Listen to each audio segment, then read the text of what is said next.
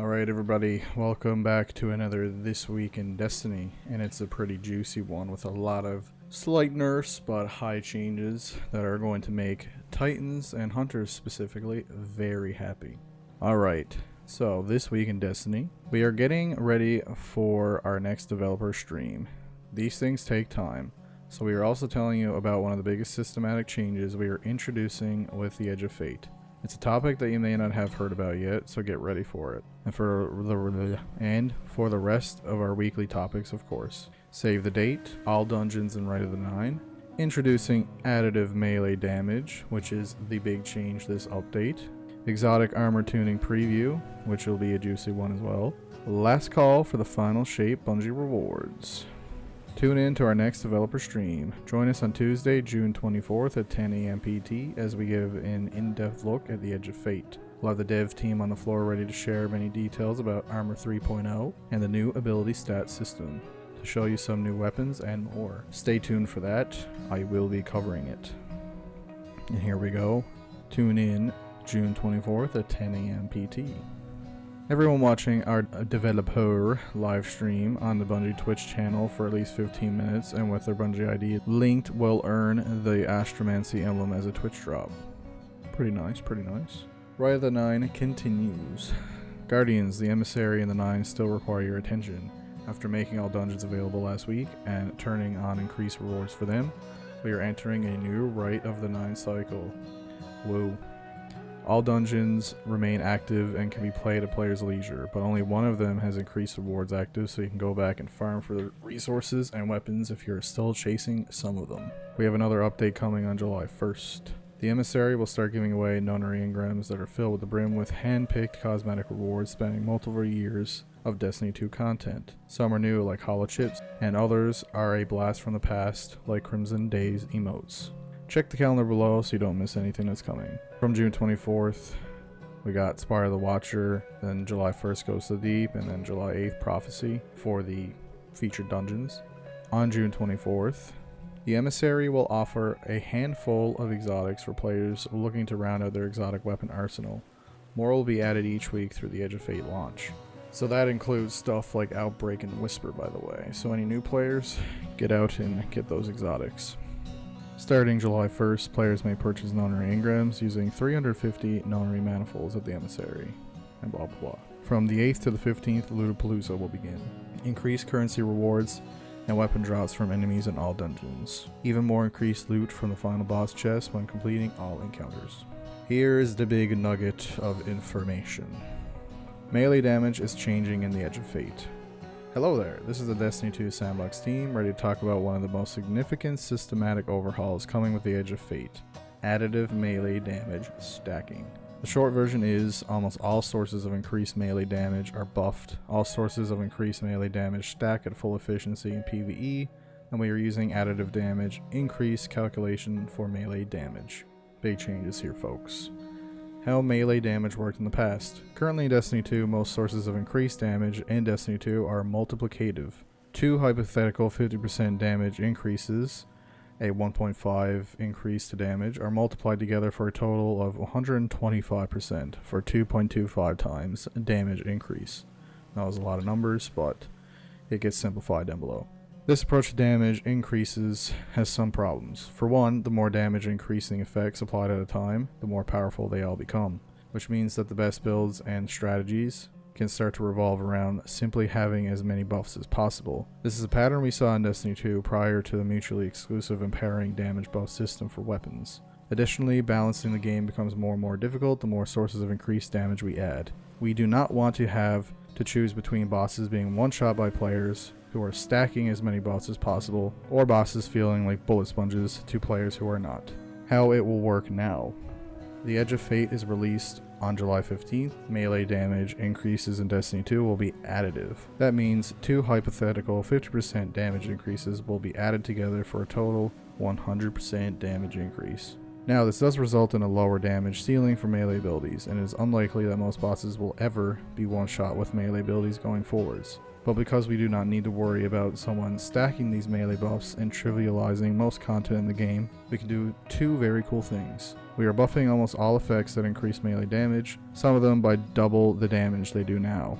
In PvE, melee damage increasing effects always stack at full value if applicable. Our goal with these changes is to make it much easier to create a personalized build that works the way you want. Many potential combinations of melee abilities and build crafting items are now much stronger than they were. We are very excited to see what melee builds y'all cook up in the Edge of Fate with these new changes. Systematic updates. In this new system, every effect that increases melee damage has been converted to use additive damage stacking. Every item that has been changed as part of this has been listed below, with a single exception. The new melee stat introduced with Armor 3.0 increases the damage of melee abilities when going over 100 points up to an extra 30% at 200 stat. Oh, I gotta breathe. A lot of words.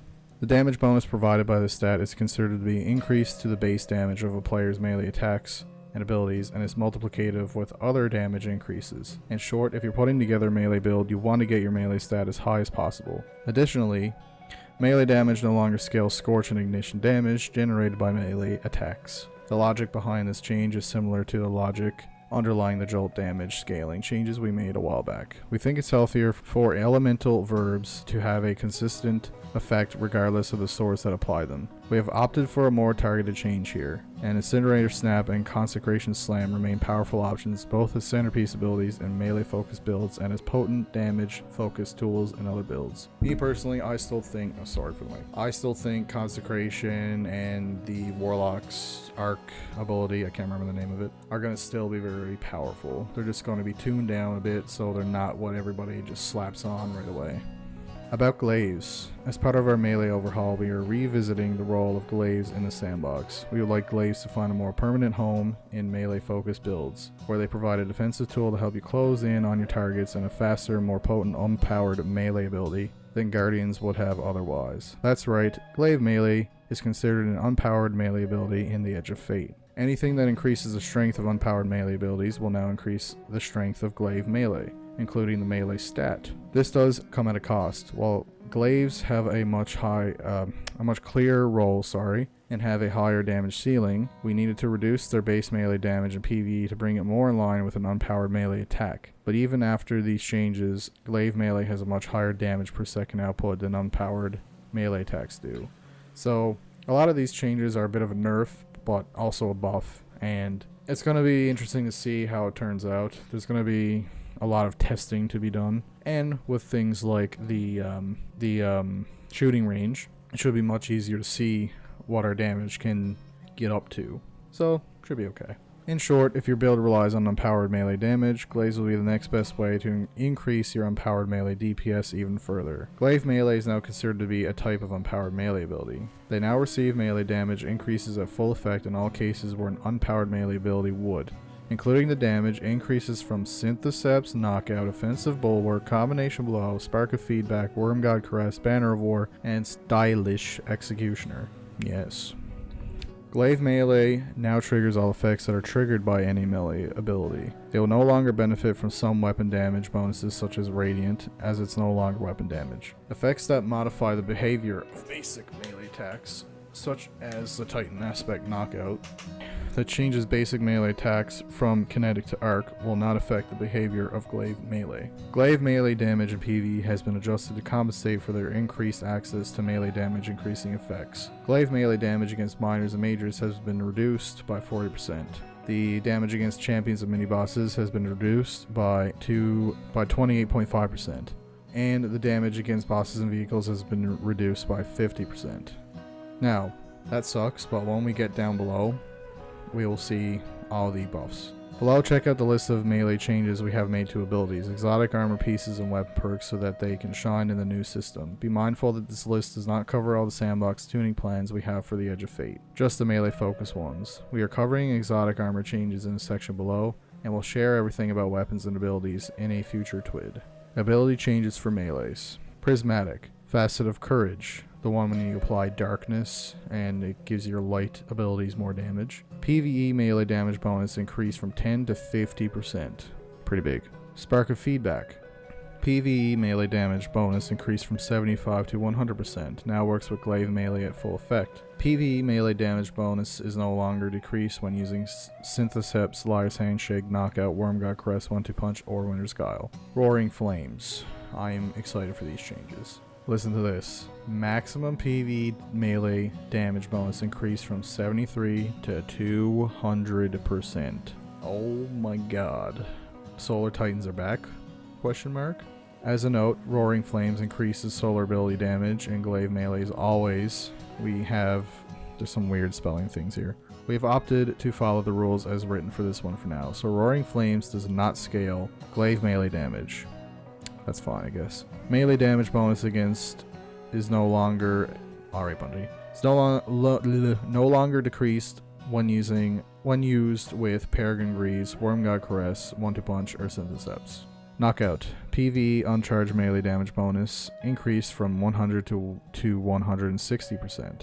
PvE charged melee damage bonus increased from 50 to 160%. Increased melee damage now works with glaive melee at full effect. So Knockout has a really nice change too, even for Prismatic Titans as well, not just Arc Titans.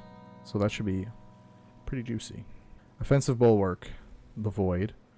PvE melee damage bonus increased from 100 to 160%. Increased melee damage now works with glaive melee at full effect.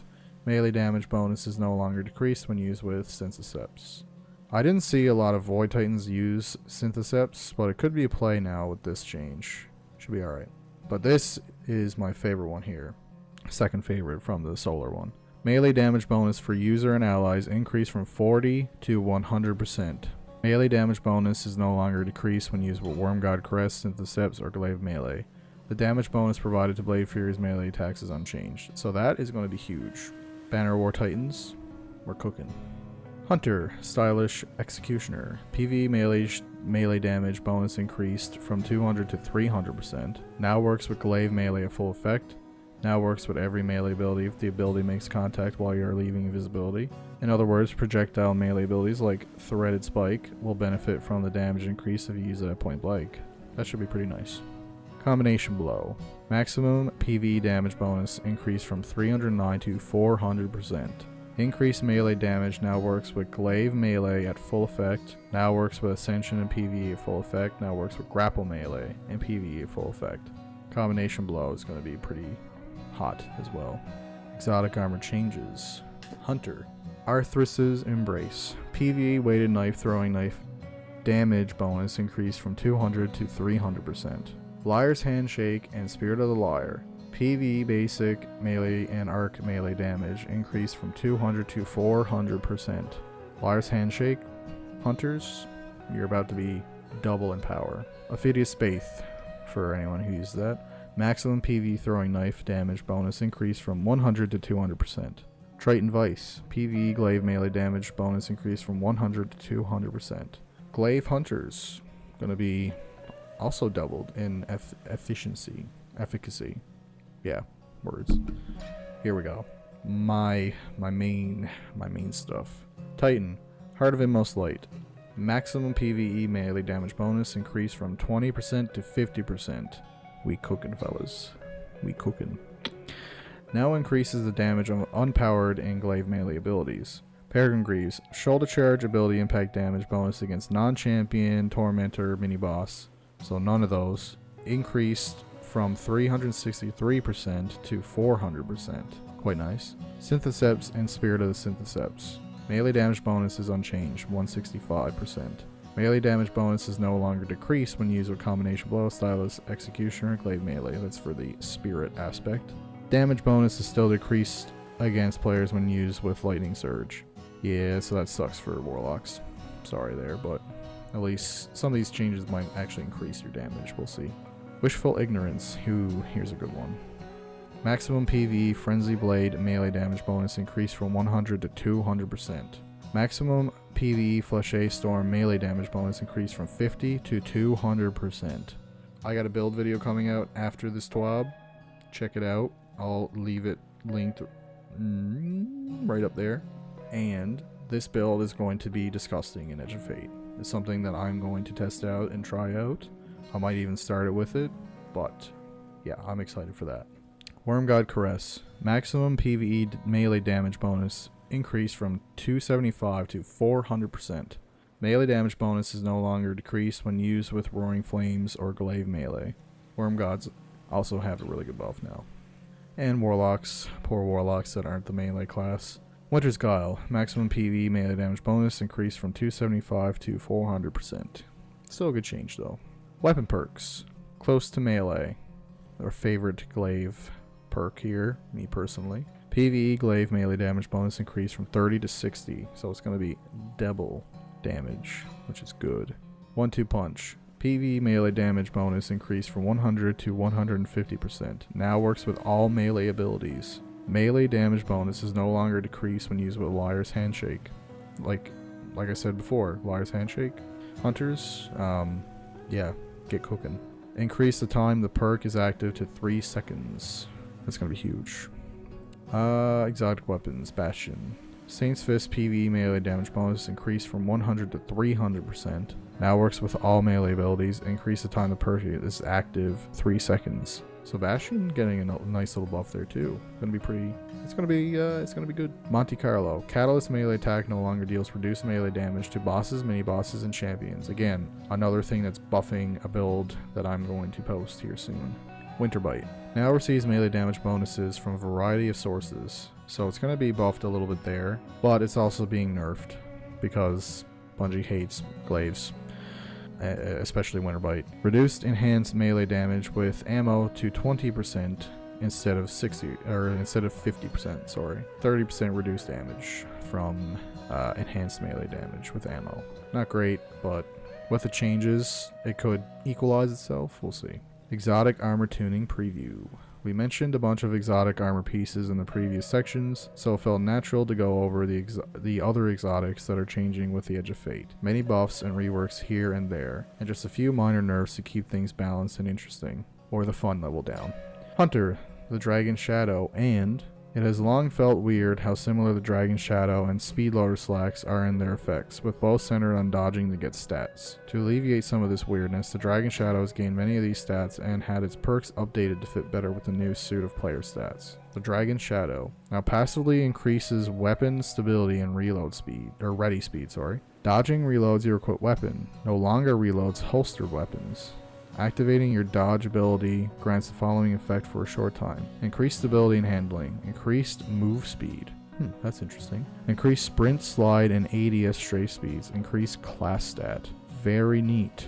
I don't play Hunter very much, so people have to let me know down below how much of a nerf or buff this is. Speed Loader Slacks. Whatever those are. With these bonuses given away, we took a more PvE-oriented approach to Speed Loader Slacks, allowing hunters to be able to provide a benefit akin to Lunafaction boots to their allies to be able to carry around during higher-end content. Adjusted to Tight Fit perk. Dodging reloads all weapons and grants increased handling and reload speed for you and nearby allies. Ooh, that's going to be great actually in raid content. More reload speed? That's amazing. While this buff is active, additional dodges increase the strength of the buff and refresh the timer. Dealing sustained damage grants class ability energy. Oh wow. I think Speed Loader Slacks is going to be a play. Having your team be able to reload quicker is going to put out more DPS, so that's going to be a good one. Watch out for those hunters. Mask of Bacchus. Mask of Bacchus has always been an evocative and visually fun exotic, but largely is used as a PvP tool. We've made some changes to let you play into the Fallen Captain Fantasy, even more so in PvE, while also pairing well with the new stats. It's also now usable on Arc subclasses and supers. Oh, okay. Mask of Bacchus. Effects are now active when either an Arc or Stasis super is equipped. Ooh. Reworked Light Shift. No longer provides a non-stacking surge damage bonus. Now grants 10% damage for eligible weapons. Stasis weapons, arc weapons, and Lord of Wolves. Lord of Wolves per stack. Stacks up to 3 times. While active, weapon final blows grant class ability energy. How does it... Okay, wait. Stacks up... How do you stack it, though? People have to test that out later. That seems... Something's missing here, I think. Well, I don't know if it got reduced in damage, but if it was 30% before and now it's 10%, that's a little bit of a nerf, but we'll have to see. Khepri Sting. Khepri Sting has been a fairly niche PvP exotic for some time, so we wanted to rework it into something a bit more broadly useful and with more build crafting hooks. Removed automatic smoke bomb activation when using a melee attack. Removed true sight when dealing damage with smoke bomb. Okay. Added, killing weakened targets creates a burst of weakening smoke and returns smoke bomb energy. Okay. Well, that's an interesting rework. Have to see how that plays out, I guess. That could be worse. I don't know. Oath Keepers. Oath Keepers have not quite been worth the time investment to overdraw for the damage bonus, so we've tuned that a bit for some better ease of use and a higher potential payout of damage. Increased maximum damage bonus from 150 to 200%. Now provides more of the total damage bonus earlier in the overdraw. Okay, a little bit of a buff there, especially if you use Wish Ender on Hunter. Not bad. Oh, this will be interesting. Blight Rangers had a rough time, with previous balance changes failing to hit the mark. Despite that, we believe that its most recent rework established a playstyle that fits the fantasy of the exotic. However, its cancellation effect still didn't feel worth the investment, especially due to a challenging bug with how its damage scaled. So we've given it a bit of extra juice, actually a lot of extra juice. Okay. Fixed an issue where cancellation damage was not consistently scaling based on voltaic mirror progress. Adjusted voltaic mirror meter behavior, oh my god, that's a tongue twister, now requires 25% less reflections to reach maximum. Okay. Fills more evenly. Blocked melee attacks now count as a reflection. Boss stomps. Okay. Maximum cancellation damage increased by 50%. This is in addition to the fix above. Minimum cancellation damage increased by 150%. Now always applies blind before dealing damage. Updated visuals, audio, and timing of the blinding shockwave to better reflect its impact. I don't know if Blight Rangers is going to still be a play, but with all these changes, it could be a good defensive mechanism for certain areas, but then you also have Void Titans, so I don't know. We'll have to see. Okay, Titan changes. Let's get into these. Crest of Alpha Luffy. If you can't tell, I am a Titan main. Over the past year, we have seen a lot of love when it comes to the new additions of things like the support frame autos. With the Edge of Fate, we took a look at some of the other clearly support-oriented exotics that aren't as popular to give them a leg up to modern sandbox standards. Starting with the Crest of Alpha Luffy, we wanted to keep it subclass agnostic while letting it feel like the one-stop shop for the support Titan fantasy. Added additional effects. Sustained damage while behind a barricade triggers another smaller healing pulse. Ooh. Healing your allies grants barricade energy. Oh my god. So, Crest of Alpha Luffy. That could be a good play. Okay. Plus you get extra orbs. That's gonna be pretty good. You could put this on Void Titan and you'd have overshield and healing at the same time. Plus it would give you more barricade energy back. Ooh. That's nice. I can see people liking that. I might have to try that out. I will try that out. That sounds good. Alright, Phoenix Cradle. The next clear option was Phoenix Cradle. There's a lot of ways to generate sunspots, but it always felt like you couldn't create them where you wanted to maximize the effects of Phoenix Cradle. I love Phoenix Cradle because you can give the effects that you give yourself to allies, which is great, but nobody stepped in them. So we tackled that while also hitting on a very common piece of feedback when it comes to your Cradle-enabled sunspots visuals. Updated VFX on sunspots while the user has Phoenix Cradles to look more clearly supportive to allies. Oh, that's huge. Add additional effects. Dealing sustained solar weapon damage in a sunspot extends its duration. Oh my god. Providing solar buffs to allies has a chance to create a sunspot at your feet. Dude. Phoenix Cradle meta right there. I will also have some solar build videos coming up, so stay tuned for that, but I am excited for that. That's also a really good change. That's hype. Alright, moving on. Mark 44 stand-asides. Stand-asides, ironically left in the dust. Oh my god. This exotic lost its role with the introduction of Juggernaut and other changes that made the melee refund less valuable. We removed the melee energy refund and shoulder charge hit and the overshield while sprinting. These were replaced by more arc-centric perks that turn you and your allies into an unstoppable force. Sprinting with Juggernaut active periodically grants you a stack of static charge. Sprinting while amplified creates an area behind you that grants allies speed booster. Ooh. So a speed related thing with stand-asides. What's static charge? Is that supposed to be bolt charge related? Maybe that's a stack of bolt charge? That could be okay. We'll have to see how that goes. Path of Burning Steps. Oh boy.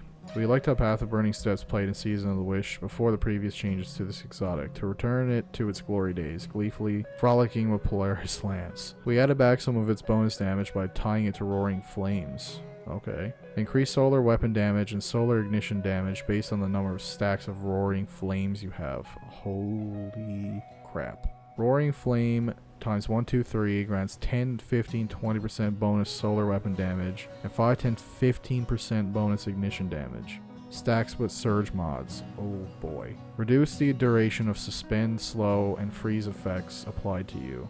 Wait, reduce the duration of suspend. They added suspend to it. So any darkness effects. Oh, that's huge. This could be a really good play as well. That is awesome. Oh boy. So many solar options now with all the buffs. Okay, let's get into the next few. Abeyant Leap. Abeyant Leap remains a potent choice, but we wanted to add a small nudge in efficacy that won't overtune the whole suspend kit.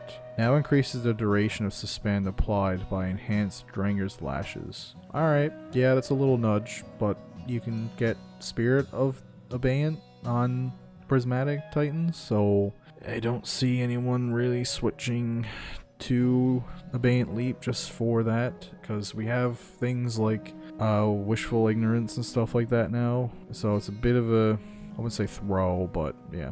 Action War Rig.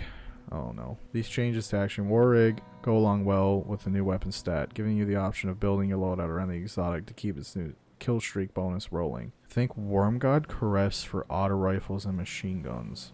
Worm Gun Caress. Who makes these puns up? Oh my god. Auto rifle or machine gun final blows increase their stability, ammo generation, and damage. Oh my god. Stacks up to 10 times. Higher stack counts expire more quickly. Okay. That's crazy. I want to try this with that Cabal machine gun that spins up. What's it called? I can't remember the name of it, but it's the arc one that gives you the solar one that gives you the arc shield. That could be amazing. Okay. They are making Titans juice right now. Spirit of the Alpha Loopy. Oh, okay. Spirit of the Alpha Loopy is also going to be inheriting one of the above changes to Crest of Alpha Loopy. Healing your allies grants class ability energy. I wish it was the other one, but that is pretty nice. That could be pretty interesting with like the little dodge that you can do. Nice. Nice. Alright, let's get into Warlocks. Starfire Protocol. Empowering damage, as it has been written on Starfire Protocol, has always felt pretty confusing. With the new world of stats, we figured it was high time to clear up this confusion and give this exotic a well-deserved boost. Starfire Protocol now also activates on radiant damage. Okay. Increase the fusion grenade energy gain from dealing damage from 2.5 to 5%, doubling. Pretty good. Reduce fusion grenade energy gain from final blows from 20% to 15%. Interesting. So they kind of tip the scales a little bit. Alright. Again, I'm a Titan main. I play a little bit of Warlock on the side too, but I'll have to see what these changes are in person, because I'm not an avid Warlock person. Second character though, so yeah. With the release, Wings of Sacred Dawn. With the release of other items in the game, such as the Manicore SMG, we've seen some gripes when it comes to exotics that ask the player to survive while airborne. So to give some help to Wings of Sacred Dawn, we've taken a look at just that. Combatants are less accurate towards you while Tome of Dawn is active. This is similar to Manicore's effect. While a Solar Super is equipped, Solar Weapon Final Blows now grant restoration and reload your stowed weapons. Yeah, a lot of Warlocks are going to be using Sacred Dawn now. That is crazy. If you use mana cores with this, I wonder how inaccurate they're going to be. That could be huge. Alright, pretty good buff there. Fellwinter's Helm. For many exotics, it's been hard to keep up with the difficulty progression of activities, oftentimes leading to them being great on power or lower content, but extremely feast, famine, and high difficulty activities. For weapons, we can usually help remedy this with on-sustained damage effects, and in the case of armor like Fellwinter's Helm, an equivalent on hit. Added, powered melee damage weakens targets. Ooh. Applies to 15% weaken. So Warlocks just got a, what do you call it?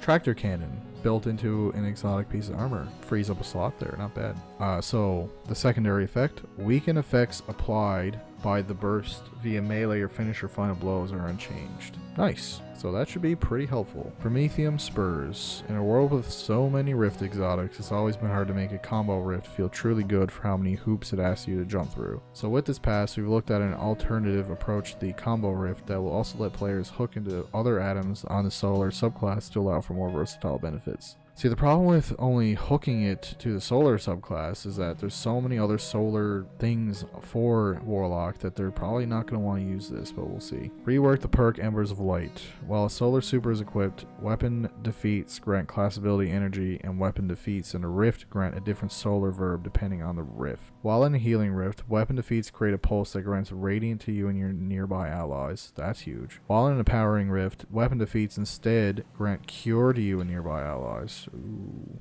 that'll be huge as well. Okay, Prometheum Spurs could have a play. Boots of the Assembler. Huh, they got a lot of changes here. Currently, Speaker Sight largely outclasses Boots of the Assembler. Speaker Sight is similarly potent at healing allies, produces orbs to power your build, and doesn't require you to stand in a rift to get benefits. Plus, Boots of the Assemblers and Noble Seekers are just not that smart.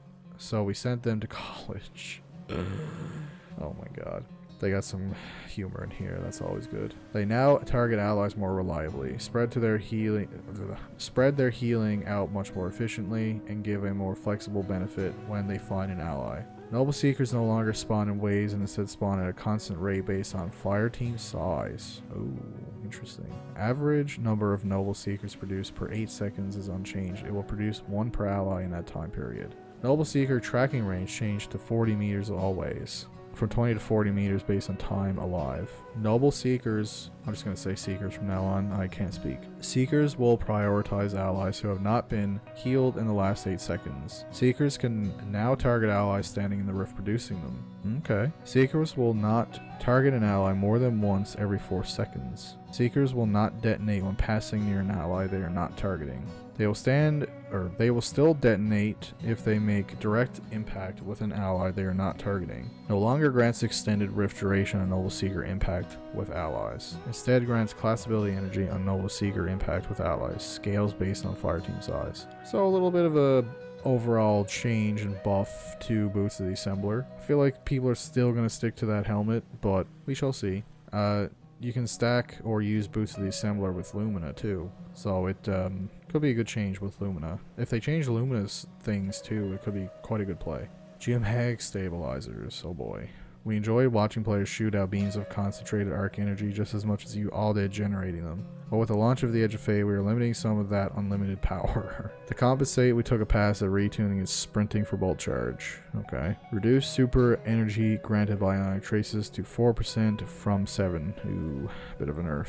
Reduce sprinting to top off bolt charge.